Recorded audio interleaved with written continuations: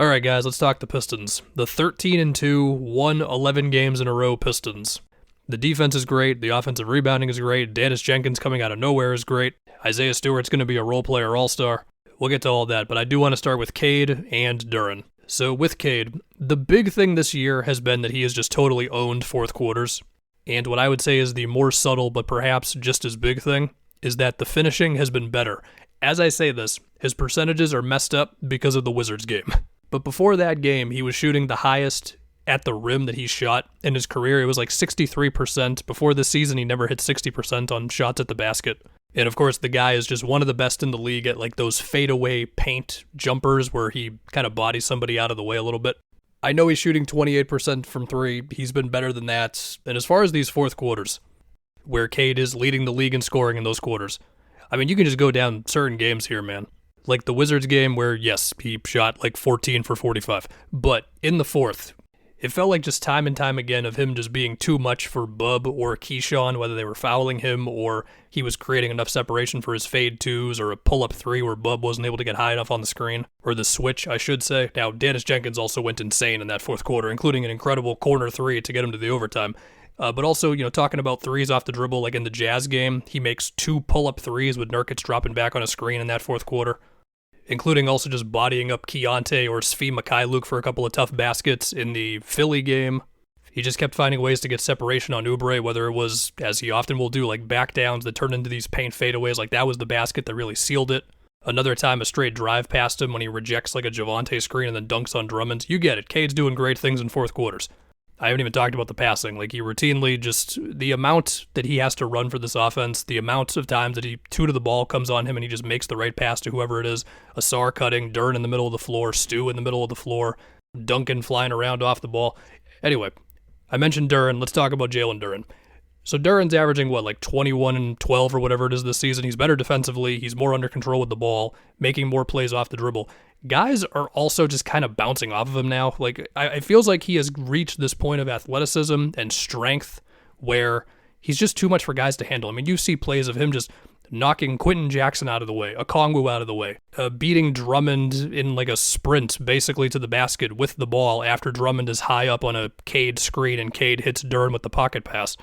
He's also been getting these really high passes from Cade or Dennis Jenkins in a few of these games where only he can get it, and he can get it while still going in stride, rolling to the basket. Like, the guy is just such a force around the rim. I haven't talked about the offensive rebounding, but yeah, I mean, this is the heart of the offense, right? It's Duren screening for Cade. It's not just that, but that's like their central thing. And then after that, I mean, you have Dennis Jenkins who's going crazy from three. I mean, him being a 4-year college guy, it makes sense. Like, there are plays where he will run a screen action, kick the ball out, relocate to get the ball again, and then get them into their next action. Like, he's super smart, and he also has this way to keep his dribble alive. Like, there was a play in the Bulls game where he's driving on Buzelis, and it looks like Buzelis has beat him to the spot, and he just keeps the dribble alive a second longer. He does this, like, righty scoop layup on the left-hand side of the thing. I'm like, all right, cool, man. Stu has been one of my favorite players in the league. Like, we'll talk about their defense in a second here, but he's making his threes so far. He's sealing guys in transition. Karis LeVert had back-to-back tough threes over, like, Barlow in one of those Philly fourth quarters. Asar is getting to the basket more with the ball in his hands this year. Duncan Robinson's growth as a ball handler and passer in his last couple years there in Miami, like, you still see it here. Like, the plays in which he will be, like, relocating off the ball, pump fake to get the defender off balance, and then he'll drive himself, get to the middle, and make the next play. Like, that stuff is really valuable, man. And then as far as the defense, I mean, we can start with their last one against Atlanta, where late in that game, Asar and Stu were just giving Jalen Johnson fits. Asar blocks him twice, one helping off a Dyson, one he just stays with Jalen really well and then pulls off a block like he's a 7-footer. And then Stu locks him up on a different drive like right after that, which leads to Cade getting a 3-point play and basically sealing it. Just big athletic defenders everywhere, man. I think I've talked about this game already. It was the Grizzlies game. Like, I think I mentioned it in that East video, but I don't know. It left an impression on me. And also, they've had guys out, and so this was one of the recent times where they had everybody pretty much. And man, I mean, you could see it from like the beginning of the game. Like, Duncan Robinson's doing a better job than Ja expects in one-on-one defense, or like shading him to the baseline to where Stu or Duren can then take care of him if he gets under the basket, or Asar's pressure on the ball on Ja leads to Landale setting a moving screen. or Stu is like playing just high enough on a jaw screen to not give him the runway to the rim, but then he also gets back to swat a lob pass meant for Landale. Like, I'm probably going to do a role player video in a little bit here. Isaiah Stewart's got to be in that video. I know I just said that in the beginning of the vid. I haven't even really gotten to Ron Holland. I mean, of course, he also brings this defensive physicality energy. Like, Asar and Holland on the season have like a 97 defensive rating on the court together, and offensively, they're also not bad either. Actually, it's a 94 defensive rating with those two. That's insane. So yeah, Pistons are really good. Couple of things.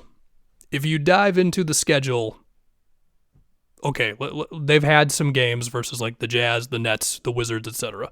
Well, here's the thing. Number one, they were already good last year, and this feels like a natural extension of just how it would go the following year. Better defensively, tougher, Duran's better, whatever, right? The other thing is, they've also had guys out too. I mean, Cade missed like 3 games in there. Duran missed 2 games. Asar just came back after missing like 4 games.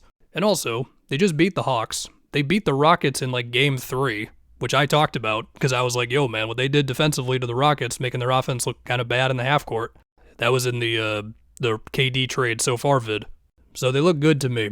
Now, possible things that could make them, if not fall back down to earth, then just, I don't know, not be this good the whole season.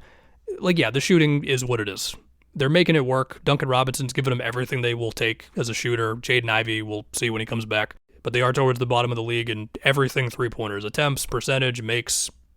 Again, Cade also just has to take on a lot of stuff here. Like, Dennis Jenkins giving them what he's given them as a creator has been massive. But I do think they're just a better team. Anyway, questions. There's like 3. 1, what does Ivey look like? 2, do they make a trade? 3, I don't know, can they make the finals?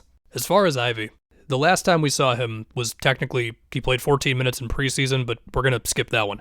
He had a nice 5-game stretch before he went down last season, where the Pistons actually won 4 of those 5 games. And then it felt like, I don't know, 2 weeks after that, everybody's like, whoa, the Pistons are good. So I feel like Ivey's stuff went a little unnoticed, at least for non-Pistons fans.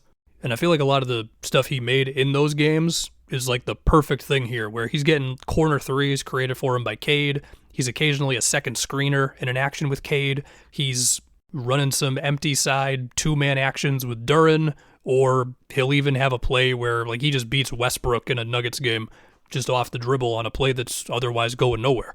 So for as good as it's going, they do still need his skill set, and hopefully it fits in well. I mean, you're going to have some lineup conversations, but whatever, that's fine. That's a good problem to have. Good players on your team. Next, will they make a trade? Of course, Markkanen is the most popular guy to imagine for them. Tobias has to be in the deal, and then you're having convos about Ivey, Holland, possibly Levert's $14 million, whatever. So Markkanen's averaging 30 right now. He's dropped 42 games in a row recently, running any sort of off-ball action you want to imagine. As a 7-footer, exact type of skill set the Pistons need. I don't think he averages 30 on the Pistons. It's Danny Ainge, so we assume he's going to ask for more picks than you're comfortable giving him. And when you look at recent trades, I think the best example we've seen of a team getting a really good player is the Siakam deal. The Pacers, they dealt 2 guys who didn't really matter, Bruce Brown and Jordan Nwora. Apologies to Bruce. And 3 firsts. If I'm the Pistons, I'm trying to replicate that for Markkanen, and I don't know if that's possible given who's the other guy on the phone. And you look at the amount of picks that moved in the Desmond Bane and McHale trades, as well as like Markkanen, he's playing really, really well right now.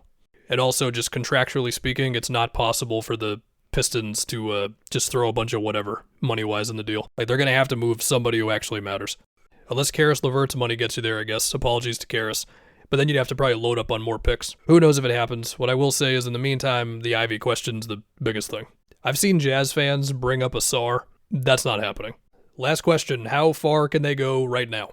Garland, he played 1 game with the Cavs, and now, I don't know. The Knicks, I just assume at some point the Knicks are going to go on like a 7-game win streak. They just got Brunson back.